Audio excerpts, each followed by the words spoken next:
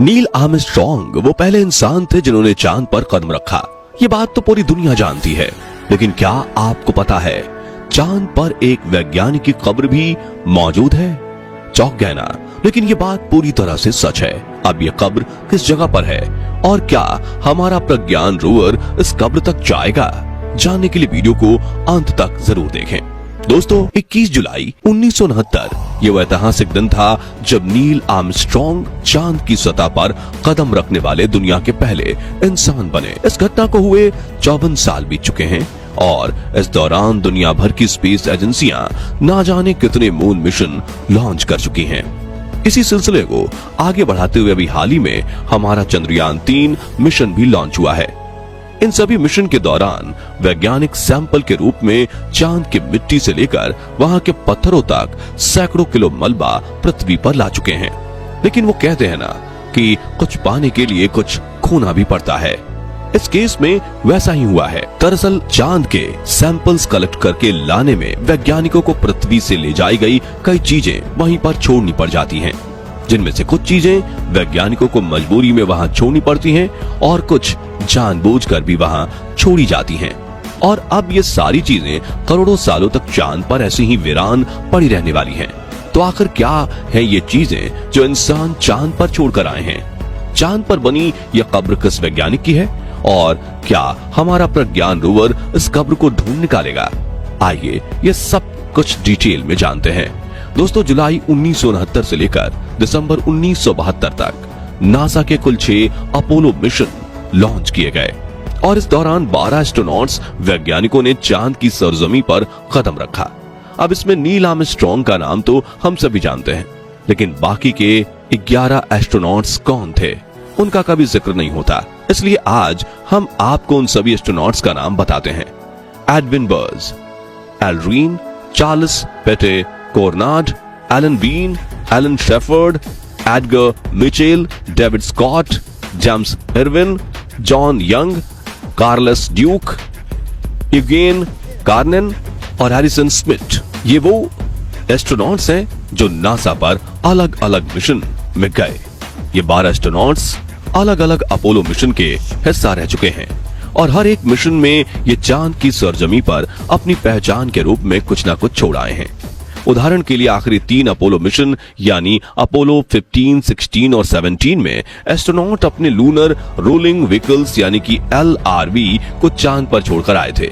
दरअसल इन व्हीकल्स को नासा द्वारा खासतौर से चांद पर चलने के लिए डिजाइन किया गया था और एस्ट्रोनॉट्स ने इनके अंदर बैठकर चांद की सैर भी की थी। आपको बता दें कि LRV वाहनों की लंबाई 3.1 मीटर, चौड़ाई 1.82 मीटर और वजन 209 किलोग्राम था। यानी क्योंकि चांद की ग्रेविटी पृथ्वी की तुलना में लगभग 6 गुना कम है, इसलिए पृथ्वी पर भले ही ये 209 किलो के थे, पर चांद पर जाते जाते इनका वजन सिर्फ 35 किलो हो गया था। इस वाहन के अंदर एक साथ 2 एस्ट्रोनॉट्स बैठ सकते थे और इसकी टॉप स्पीड 14 किलोमीटर प्रति घंटा थी। उस समय इन्हें मून बगीज भी कहा जाता था। नासा ने इन्हें बनाने में बहुत पैसा खर्च किया था, लेकिन क्या करते, इन्हें वापस धरती पर लाना उस समय नासा के बस की बात भी नहीं थी, जिसके चलते एस्ट्रोनॉट्स कुछ समय तक इनकी सवारी करके इन्हें ऐसे ही चांद पर छोड़ाए। तब से लेकर आज तक ये व्हीकल्स चांद पर ऐसे ही पड़े हुए हैं और आने वाले करोड़ों सालों तक ये ऐसे ही रहेंगे।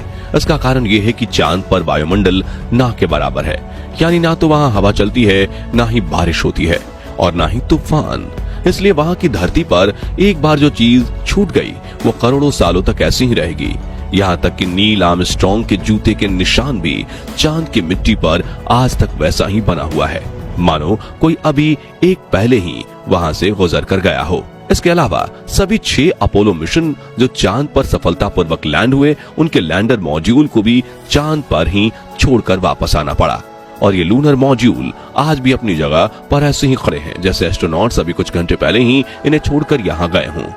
इन बड़ी बड़ी चीजों के अलावा एस्ट्रोनॉट्स की और भी कई सारी छोटी मोटी चीजें इनकी लैंडिंग साइट पर आज तक ज्यों की त्यों पड़ी हुई हैं। इन चीजों में एस्ट्रोनॉट्स का लाइफ सपोर्ट सिस्टम, इनके जूते और ढेर सारे साइंटिफिक इंस्ट्रूमेंट जैसे भूकंप मापने वाला सिस्मोमीटर, चांद की गर्मी जांचने वाला हीट फ्लो प्रोब्स और चांद के भूविज्ञान की स्टडी करने वाले बहुत सारे यंत्र। इसके अलावा चांद पर धरती के इस कचरे में एक गोल्फ स्टिक और कुछ गोल्फ बॉल्स भी शामिल हैं। दरअसल अपोलो 14 मिशन के दौरान एस्ट्रोनॉट एलन शेफर्ड एक कीर्तिमान बनाने के लिए अपने साथ गोल्फ स्टिक और कुछ गोल्फ बॉल्स चांद पर लेकर गए थे और सफल लैंडिंग करने के बाद उन्होंने चांद पर गोल्फ के कई शॉट भी खेले। इस तरह ये चांद पर गोल्फ खेलने वाले पहले और इकलौते इंसान बने और उनकी ये गोल्फ बॉल्स और गोल्फ क्लब आज भी चांद की सतह पर ऐसे ही मौजूद है जैसे 53 साल पहले उन्हें वहां छोड़ा गया था। ये लिस्ट यहीं पर खत्म नहीं होती, बल्कि चांद पर छोड़ी गई चीजों में अमेरिका का झंडा, तोड़फोड़ करने वाले कुछ औजार और एस्ट्रोनॉट्स के मलमूत्र की थैलियां भी शामिल हैं। साथ ही कुछ एस्ट्रोनॉट्स यहां अपने परिवार के फोटो भी छोड़कर आए हैं। खैर, ये बात तो हुई अपोलो मिशंस की। इसके अलावा बहुत से मानव रहित चंद्र मिशन लॉन्च किए गए जिनके निशान, औजार और मलबा वगैरह आज भी चांद की सतह पर पड़े हुए हैं। आप में से काफी सारे लोग शायद ये बात नहीं जानते होंगे कि नासा से पहले सोवियत संघ ने चांद पर अपना मिशन भेजा था। इस मिशन का नाम लूना 2 था, जो दुनिया का पहला ऐसा लूनर मिशन था जिसने चांद की सतह को टच किया। हालांकि इसमें लैंडिंग की जगह स्पेसक्राफ्ट चांद पर क्रैश कराया गया था। इसके चलते इसका मलबा आज भी चांद पर वैसे ही पड़ा है। ठीक इसी तरह भारत के चंद्रयान 2 का विक्रम लैंडर जो सॉफ्ट लैंडिंग करने में नाकाम रहा, वो भी छोटे छोटे टुकड़ों में टूटकर चांद पर वैसा ही बिखरा पड़ा है। और अब चंद्रयान 3 के विक्रम लैंडर और प्रज्ञान रोवर भी हमेशा के लिए चांद पर ही रह जाएंगे। खैर, चलिए अब बात करते हैं उस कब्र की जिसका जिक्र हमने वीडियो के स्टार्टिंग में किया था। दरअसल चांद पर जिस इंसान की कब्र मौजूद है उसका नाम है यूजीन मार्ले शूमेकर। यूजीन मार्ले शूमेकर एक महान अमेरिकी भूविज्ञानी और प्लेनेटरी वैज्ञानिक थे। हालांकि उनकी मौत चांद पर नहीं हुई, लेकिन इनकी कब्र चांद पर ही मौजूद है। अब आप सोच रहे होंगे कि भला ये कैसे मुमकिन है। चलिए आपकी दुविधा को दूर करते हैं। दरअसल दोस्तों, यूजीन एक महान वैज्ञानिक थे जिनका जन्म 1928 में हुआ था, लेकिन 1997 में एक सड़क दुर्घटना के दौरान उन्होंने दुनिया को अलविदा कह दिया। यूजीन ने बहुत से अमेरिकन एस्ट्रोनॉट्स को ट्रेन किया था। साथ ही यूटा और कोलोराडो में यूरेनियम की खोज भी सबसे पहले उन्होंने ही की थी और अपने जीवन काल में अंतरिक्ष के अंदर इन्होंने बहुत सारे माइनर प्लैनेट्स खोजे थे। साइंस के फील्ड में अभूतपूर्व योगदान के लिए इन्हें बहुत सारे अवार्ड्स से भी सम्मानित किया गया, लेकिन साथ ही दुर्भाग्य से इनमें से कुछ अवार्ड्स इन्हें तब दिए गए जब ये दुनिया को अलविदा कह चुके थे। नासा भी अपने इस वैज्ञानिक का सम्मान करना चाहता था, जिसके लिए उसने तय किया कि वो इनकी कब्र चांद पर बनाएगा। दरअसल शूमेकर ने अपनी पूरी जिंदगी चांद को स्टडी करने में बिताई थी और वो मरने के बाद भी इस सेलेस्टियल बॉडी का हिस्सा बनना चाहते थे। उनकी इसी इच्छा को पूरा करने के लिए 1999 के दौरान नासा ने लूनर प्रोस्पेक्टर स्पेसक्राफ्ट को जानबूझकर चांद की साउथ पोल एरिया के पास एक गड्ढे में क्रैश करवा दिया। इस क्रैश की वजह से स्पेसक्राफ्ट छोटे छोटे टुकड़ों में टूटकर वहां फैल गया और इसी मलबे में एक कंटेनर भी शामिल था जिसके अंदर यूजीन शूमेकर की अस्थियां थीं। इस तरह से ये चांद पर दफन होने वाले दुनिया के पहले इंसान बने।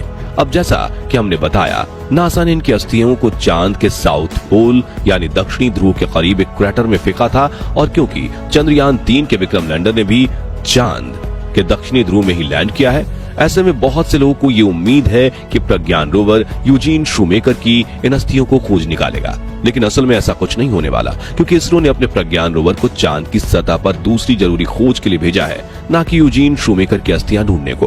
वैसे साथियों, अमेरिकन स्पेस एजेंसी नासा के द्वारा महान वैज्ञानिक यूजीन शूमेकर को सम्मान पूर्वक श्रद्धांजलि देने के इस तरीके के बारे में आपकी क्या राय है? अपना जवाब कमेंट बॉक्स में जरूर शेयर कीजिएगा।